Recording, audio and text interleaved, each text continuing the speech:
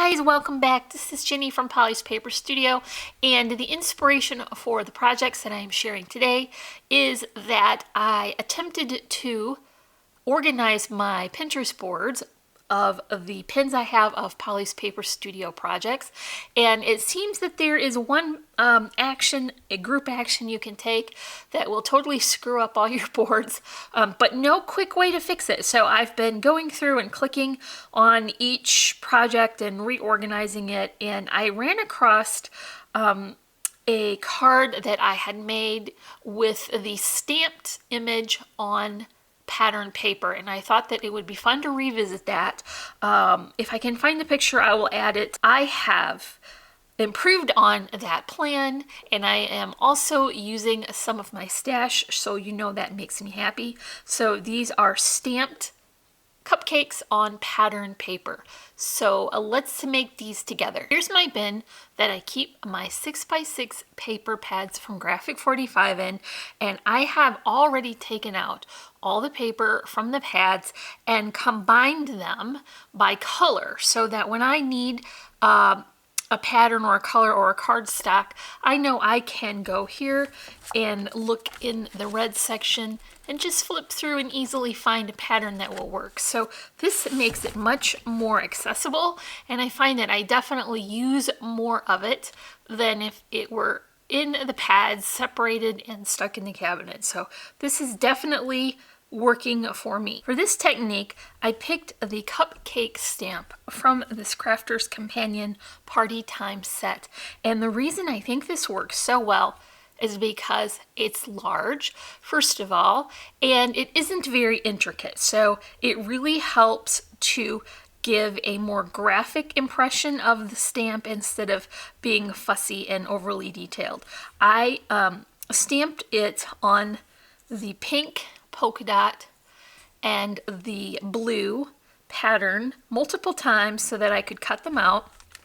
And while I was cutting, I went ahead and edged all that cut core with a black marker so that it would have a nice finished edge. I left the blue cupcakes whole, and I'm using those as a base, and I'm going to add the other layers on top. So what I did first was I followed along the frosting line, and when I assembled it, I really thought it didn't look nearly as nice as if I could fill in that whole space with frosting. And maybe that's just the sweet tooth in me wanting more frosting for cake, and I think that just looks a little bit nicer that way. So I'm gonna add these with the spacers, and these are the scrapbook adhesive thin 3D foam squares, and the dimension on these is very subtle, so it's not going to be giant and bulky, but it will give a noticeable depth and dimension. And they are also super sticky, so you can be confident that it will stay together very well. I'm just gonna line this up, so now you can see that you're starting to build the dimension. And then for the cherry on top, I'm going to just use this die cut of glitter paper. You could easily color that with a red marker if you didn't have a die that would fit properly. And then maybe even you could go over it with a little sparkle pen to make it just a little bit extra sparkly. So here is my cupcake. This will be the focal image, and I'm going to add it to a card first. So let's set that aside, and here's my layers. Now I'm using all of that Graphic 45 for the whole thing. So this looks like cardstock, but it is the back side of one of the patterns, and I know they all coordinate well, so that is going to help me go through a bit of that stash. And I'm just going to add this sweet stripe. I really think that the micro patterns in the 6x6 are so great for cards because you do get the full effect of the pattern, but just in such a way as you don't lose it when you begin to cut into it. Here is a oval that is stitched. This comes from this Cherry Lynn Designs. It's now Maker's Movement. I don't know if they have a comparable set now, but I think you can find many of these still under the Cherry Lynn Designs brand on Amazon, so you might want to check that out. And if you have Prime, then you can get it quick. So I've got a couple different of the stacked ovals here cut to create a bit of a frame. And this one has the most sweet little teeny tiny heart. Looks a little bit like a polka dot. It may not even show very well on camera, but it is a super sweet little heart. Now, I have a foam on the back of this already and some double-sided adhesive, but I just feel better having a little bit of extra adhesive there, and the double-sided tape will hold it down while the wet glue sets up. So now you can see I'm going to create a very sweet little frame with this, and I cut the smaller oval with just a nice crisp white cardstock, and that will go right in the center. Those stitch lines add such a nice detail, and since this is a nesting set, I know they're going to fit perfectly. So let's add this to our card base, and this is an A2 size card, so that is 4 1/4 by 5 1/2. And these dies just fit so perfectly.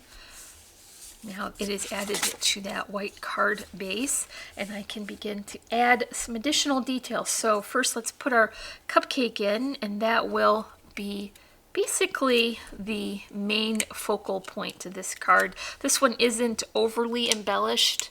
I like to think it's kind of sweet and simple. You can go as far or as simple as you like, because it is a kind of stylized version of a cupcake, so you don't have to be really realistic with it. Now look how sweet those white with pink dots looks on the pink with white hearts. That is so adorable.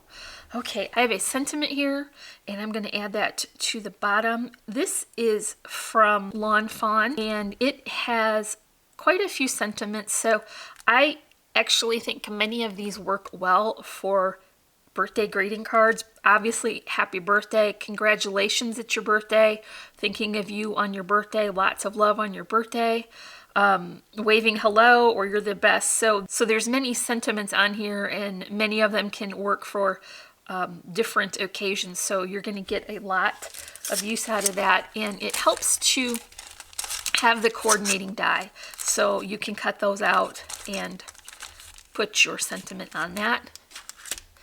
So I've got my sentiment on now, and a few final details are going to be these little bows that I've tied from Robin Egg wrinkle ribbon from Really Reasonable Ribbon. I've got one for either side, and I just want to line them up as best I can. I think that looks super adorable. Just like that. I've got a couple of last finishing touches here. I picked out some sequins, and these are a little bit iridescent and a little bit sheer, but I think it matches that peachy color really nicely. So I'm going to add 3 of those, and I'm just gonna use that Tombow Mono Multi adhesive because I know that works really well for sequins. And then the last thing I want to add is a little glitter glue. This is Studio G. I think this comes from Michael's or Joann's. I'm not sure, but I'm just going to highlight that icing. And because I use Memento ink, I am not concerned that the wet adhesive will react to the stamped ink. Okay, that is my last card that I made. When I was planning ahead and working along, I did manage a couple more cards here. So this one has the same cupcake and the same oval that's stitched, but I added it to a card with layers of pattern paper and some handmade by me flowers. Here's that waving hello from our stamp set, and I think it looks super adorable. And it's a perfectly good sentiment for a birthday card. And then I went ahead and made a non-card birthday project. So here is a small tag for this base. I'm using the stitched coved rectangle stacks. This is also from Cherylyn Designs. And then I also used this frame that was not in its pocket, and I can't remember the name of it, but it was also from Cherylyn Designs, and that cuts out this frame that leaves a portion in that has a nice detail. So it isn't super fussy, and it has a nice oval shape that went well with that die cut on top. And then more of that Lawn Fawn birthday sentiment. I've added a couple drops of Nuvo drops here just for a little bit of extra something, and then I put a chenille stem or pipe cleaner, I don't know what they call these now, on top so that it could be hung on a gift or as part of some party decor, and then a couple of those bows. So the core of this is 110-pound cardstock with the pattern paper layered over it so that it would be sturdy. Then I just went ahead and added pattern paper to the back as well so that it would be covered and look nice. So in case anyone is wondering, when I had these out, my mind was just spinning with ideas of other uses for this stamp. And so I think on Wednesday I will be back with another tutorial video with this, because I just can't hardly wait to see if I can make my other idea work, and I'm pretty sure it's going to be amazing. So here are my 3 projects that I've created with the Graphic 45 6x6 paper pads and the stamped images on pattern paper. So if you enjoyed this video, make sure you give me a like, leave me a comment, and don't forget to subscribe, and I'll see you back here on Wednesday for more projects with this same great stamp.